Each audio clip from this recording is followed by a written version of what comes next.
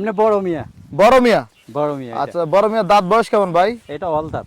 All দাঁত। হ্যাঁ। এই যে খোলামেলা পরিবেশে গরু নিয়ে আসছেন, কোনো ধরনের সমস্যা হয় না ভাই? না ভাই, আমি প্রতিদিন বাইর করি, আমি একে পালি একে গরু, সবগুলো আমার কথা শুনে ভাই, কথা শুনে? মোটামুটি। আর দেখতেছি তো ভাই এখানে লাফালাফি করতেছে, দৌড়াদৌড়ি করতেছে, আবার কি বাসা চলে যায়? হ্যাঁ অবশ্যই বাসা চলে যাবে, এখন ছেড়ে দিলে একটা একটা সব বাসা চলে যাবে। চলে যাবে। এটা কত চাইবেন ভাই?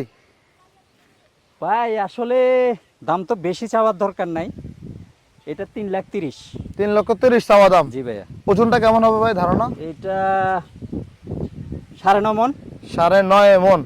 ভাই কেউ যদি মাসুদ ভাইয়ের খামার থেকে গরুগুলো নিতে চায়, কেমন সুযোগ সুবিধা রাখছেন বলেন তো একটু?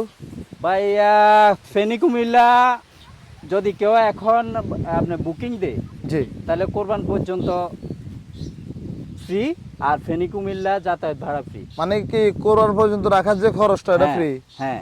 আপনি খাওয়াবেন? আমি খাওয়াবো। আপনি দিয়ে আসবেন? আমি দিয়ে আসবো।